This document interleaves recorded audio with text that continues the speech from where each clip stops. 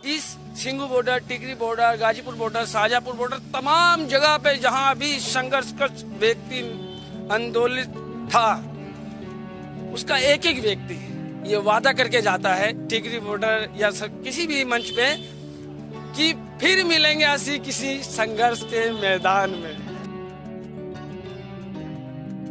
सरजमी से जब क्रांतिकारी आए और उन्होंने जो प्यार और मान सम्मान दिया तो मैं कहा, अरे अंबानी तो कुछ नहीं है मेरे सामने, मैं तो सबसे रईस आदमी हूँ।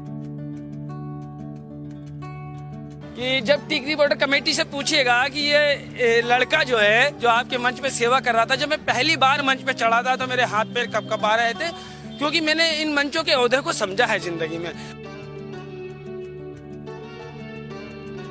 कि सीने में जो जख्म है सब फूलों के गुच्छे हैं, हमें पागल ही रहने दो, हम पागल अच्छे हैं।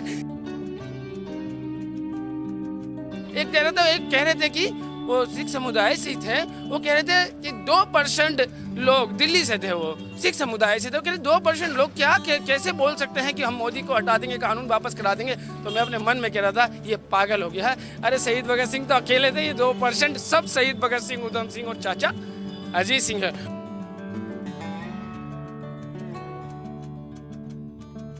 प्यार मान सम्मान को मैं भूल नहीं सकता। हाँ, बिछड़ने का दुख तो है मुझे, लेकिन मैं अपने निजी स्वार्थ के लिए इन्हें सड़कों पे भी तो नहीं देख सकता।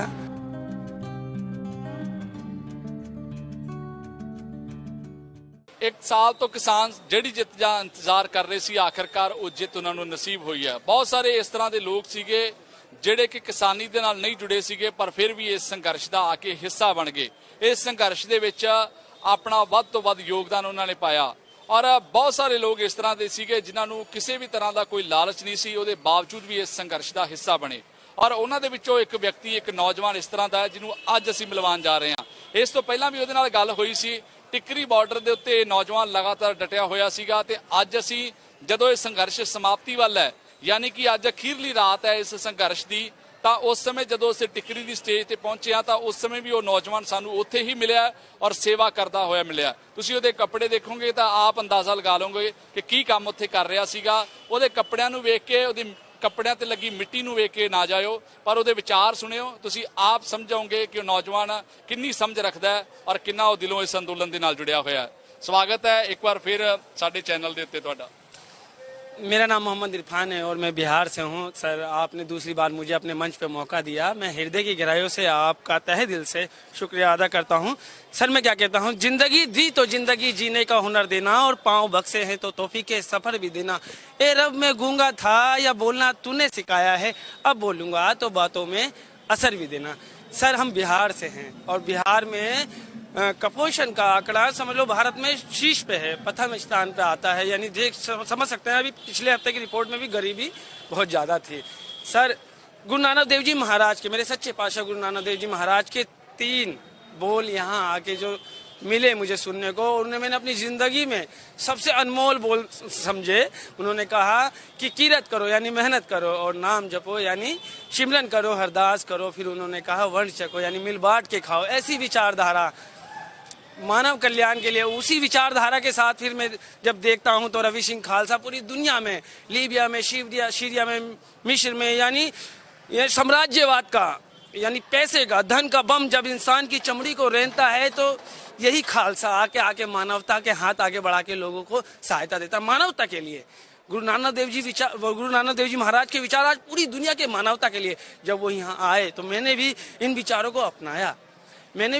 को अपनाया, लेकिन इतना आसान नहीं था इस लड़ाई को जीतना, क्योंकि डिवाइडेड रूल के दौर में राइट टू डिफेंस के साथ लड़ना आसान नहीं था। पूरी मीडिया, यानी मीडिया कहें या बीजेपी का प्रचार तंत्र, जो सुबह शाम उठ के बस एक ही बात कहना कि ये ऐसे हैं, वैसे हैं, रेपिस्ट है, बलात्कारी है, ऐसा है, वैसा। चलो वो पिछली बातें भूलते हैं, लेकिन इस Singhu border, Tikri border, Ghazipur border, Shahjahanpur border, तमाम जगह पे जहां भी संघर्ष का व्यक्ति आंदोलित था, उसका एक एक व्यक्ति ये वादा करके जाता है टिकरी बॉर्डर या किसी भी मंच पे कि फिर मिलेंगे ऐसी किसी संघर्ष के मैदान में।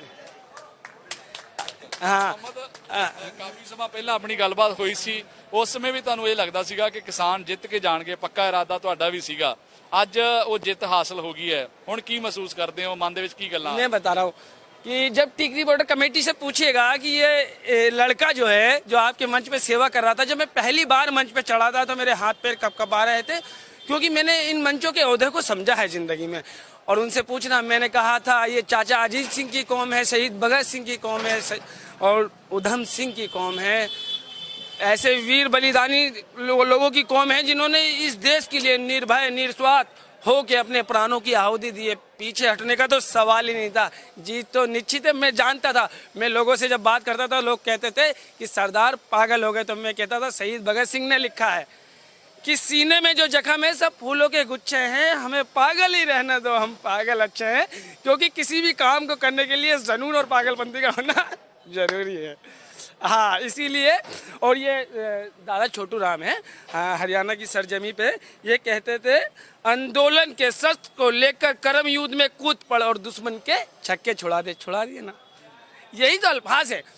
और मैं ये भी कहता था, मैं एक पत्रकार को कह रहा था, सोशल मीडिया पे ही पत्रकार को कह रहा था कि जब कश्मीरी पंडित गुरु तेग बहादुर जी महाराज के पास आए, मेरे 10वें पातशाह गुरु गोविंद सिंह बाल अवस्था में 5 साल के थे, यही सीखा। और उनके सामने उन्होंने कहा साडा धर्म और जनेऊ बचा लो, तो उन्होंने कहा शीश देना पड़ेगा। अरे वो कौम जो अपना सर दे रही है इस देश के धर्म मानवता संस्कृति को बचाने के लिए, उसको दुनिया में कौन हरा सकता है। और मैं तो ये कहूँगा मेरे देश के प्रधानमंत्री को सद्बुद्धि दिए भगवान आगे भी, और उन्हें दी है थोड़ा लेट, लेकिन इतनी जाने के बाद एक मलाल तो रहता है। जिस दिन खुशी का दौर था, जिस दिन हमारी यहाँ से संयुक्त किसान मोर्चा ने रवानगी की बात कही थी, उस दिन सब नाच रहे थे, मेरा भी हाथ उठ रहा था कि नाचूं, लेकिन मेरे सेना अध्यक्ष CDS बिपिन रावत जी की मौत का भी गम मुझे बहुत था। मुझे उनकी मौत का भी गम बहुत था, क्योंकि देश ने बहुत बड़ी त्रासदी झेली उनकी मौत से, क्योंकि मकड़ी के जाल से देश को बचा के ले जाने वाले वीर योद्धा थे, उनका भी बहुत दुख था। लेकिन हम क्या कहते हैं, ये देश क्रांतिकारियों से चलेगा, क्योंकि डॉक्टर राम मनोहर लोहिया कहते थे कि सड़कें जब वीरान हो जाएगी तो संसद आवारा हो जाएगी। हम कभी संसद को आवारा होने नहीं देंगे। और हम तो बहुत खुशनसीब है कि हमारी सरजमी पे एक छोटा सा हिस्सा पंजाब का भी बना, ये तो खा जाते हैं हम जैसे को, भाई हम तो बिहार से, हमारी तो कोई सुनने वाला भी कोई नहीं। तो हम बहुत खुशनसीब है कि हम हमारे देश में एक छोटा सा हिस्सा, एक राज्य पंजाब का भी है। और एक मैं कहता हूँ कि दुनिया में ना बहुत से अजीब तरह के लोग हैं। मैं एक वाइट देख रहा था किसी की, हर कम्युनिटी में, हर प्रांत में अच्छे बुरे लोग सब होते हैं। एक कह रहे थे कि वो सिख समुदाय से ही थे, वो कह रहे थे कि 2% लोग दिल्ली से थे, वो सिख समुदाय से थे, वो कह रहे 2% लोग कैसे बोल सकते हैं कि हम मोदी को हटा देंगे, कानून वापस करा देंगे। तो मैं अपने मन में कह रहा था ये पागल हो गया है। अरे शहीद भगत सिंह तो अकेले थे, ये 2% सब शहीद भगत सिंह, उधम सिंह और चाचा अजीत सिंह है। और इस पे एक शेर मैं आपको सुना दूं। जब करनाल में मेरे एक नौजवान की आंख की रोशनी थोड़ी कमज़ोर पड़ गई और सिंगू बॉर्डर पे जो गुंडों द्वारा झड़प हुई, और बीच में सरकार द्वारा और मेरे देश की प्रचार तंत्र यानी जो मीडिया के नाम से मशहूर है जी हिंदुस्तान, मैं उसे भी तहे दिल से मुबारक देता हूँ। पानी पी पी के कोसा, लेकिन जीते तो साए 80। अब मैं पंजाबी भी बोलता हूँ। तो दयारे शौक से एक आफ्ताब आया है, उठो ए जिंदा दिलो इंकलाब आया है। वो इंकलाब जो उबला है आसीनों से, जो निकला है हक के जीनों से, वो तख्तो ताज को तेरे उखाड़ डालेगा, पर्दा इस जुल्मत को फाड़ डालेगा। ये नौजवान बचाने चले हैं आज वतन, नीम जिंदा उधड़े हुए बेचौस बदन, तुम्हारी गोलियां खाकर भी कम ना होंगे। हाँ, ये सर कटेंगे लेकिन अब ये कम ना होंगे। जिस लड़ाई की विचारधारा मरने की होगी ना, वो हमेशा जीतेगी, और मारने वाले हमेशा मर जाते हैं। क्या बात है ਮੁਹੰਮਦ, ਤੁਸੀਂ ਇੱਕ ਪਿਛਲੀ ਵਾਰ ਇੱਕ ਸ਼ੇਰ ਬੋਲਿਆ ਸੀਗਾ ਸੰਸਦ ਨੂੰ ਲੈ ਕੇ ਕਿ ਸੰਸਦ ਦੇ ਵਿੱਚ ਕਿਸਾਨ ਜਿਹੜੇ ਨੇ ਹੁਣ ਉਹਨਾਂ ਦੀ ਵਾਰੀ ਹੈ। ਸੰਸਦ ਦੇ ਵਿੱਚ ਜਿਹੜੇ ਤੁਸੀਂ ਲੋਕ ਬੈਠੇ ਹੋ ਜਿਨ੍ਹਾਂ ਨੇ ਹੁਣ ਤੱਕ ਲੁੱਟਿਆ ਆ, ਉਹਨਾਂ ਨੂੰ ਅਸੀਂ ਬਾਹਰ ਦੀਆਂ ਪੌੜੀਆਂ ਜਿਹੜੀਆਂ ਉਹ ਦਿਖਾਵਾਂਗੇ। ਉਹ ਯਾਦ ਹੈ ਜਾਂ ਭੁੱਲ ਗਏ ਹੋ ਹੁਣ?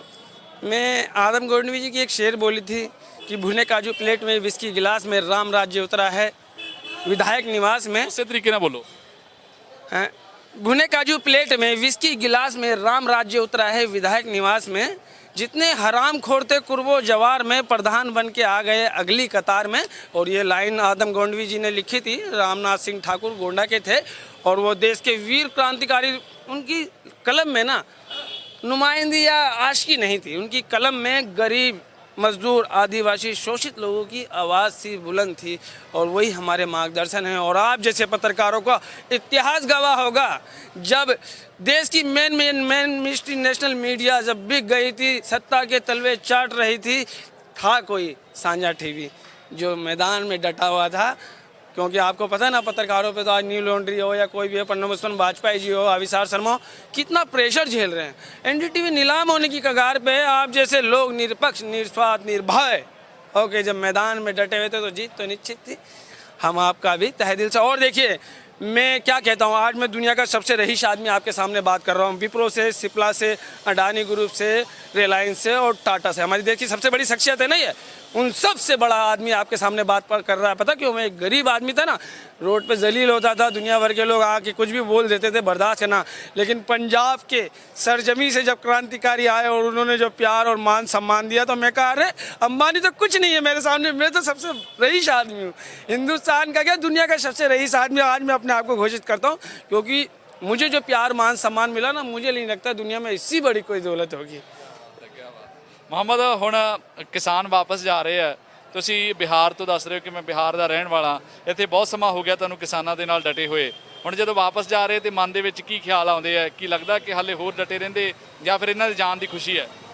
देखिए, मैं सच बताऊं अपने दिल से, इनके जाने का मुझे बहुत दुख है। मेरा दिल तो मोतियों की तरह बिखर गया। भाई इतने दिन मुझे प्यार, मान, सम्मान मिला, मुझे कपड़े देते थे, चाय पानी रोटी देते थे, और मैं और इनके बीच में फासला बहुत था, लेकिन हमेशा अपनी बगल में सुलाते थे और सिख धर्म की उस विचारधारा के साथ चलते थे, खिलाते थे, लेकिन प्लेट नहीं धुलाते थे, फिर भी मैं धोता था।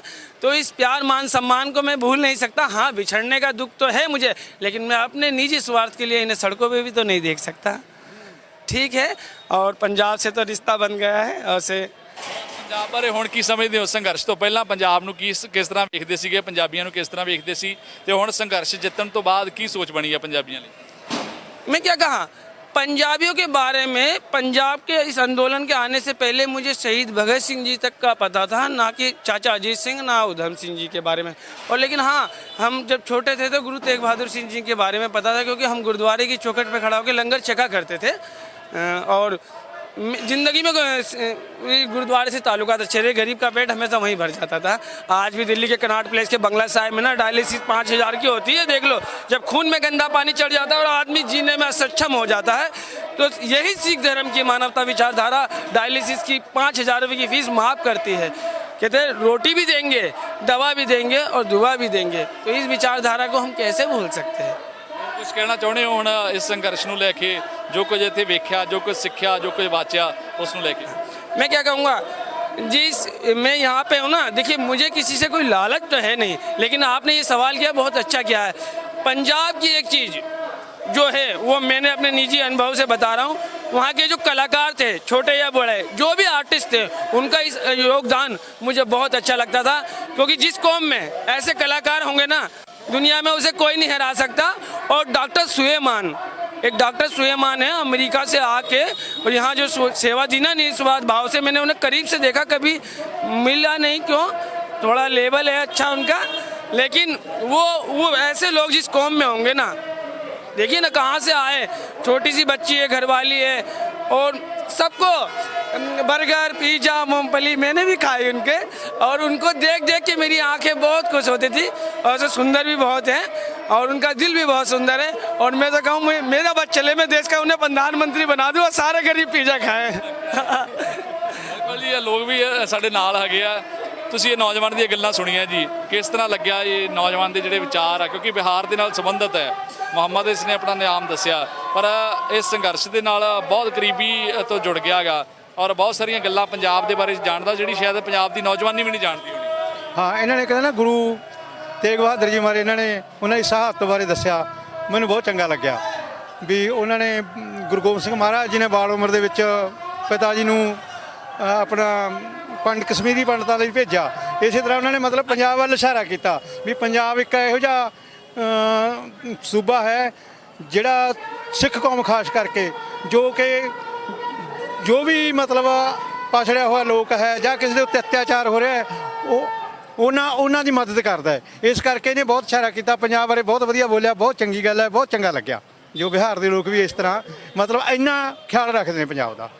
ਹਾਂਜੀ, ਲੱਗਦਾ ਕਿ ਪੰਜਾਬ ਦੀ ਨੌਜਵਾਨੀ 'ਚ ਵੀ ਇੰਨੀ ਚਿਣਗ ਹੋਣੀ ਚਾਹੀਦੀ, ਇੰਨੀ ਸਮਝ ਹੋਣੀ ਚਾਹੀਦੀ ਹੈ, ਤਾਂ ਫਿਰ ਜਦੋਂ ਸੰਘਰਸ਼ ਲੜੇ ਜਾਣਗੇ ਤਾਂ ਫਿਰ ਹੋਰ ਆਸਾਨ ਹੋ ਜਾਣਗੇ ਜਿੱਤਨੇ। ਅਸੀਂ ਕਹਿੰਦੇ ਇਦੋਂ ਵੀ ਜ਼ਿਆਦਾ ਹੋਣੀ ਚਾਹੀਦੀ ਹੈ, ਹੋਊਗੀ, ਕਿਉਂਕਿ ਜੋ ਸੰਘਰਸ਼ ਸੀ ਨਾ, ਇਹ ਕਿਸਾਨੀ ਸੰਘਰਸ਼ ਸੀ।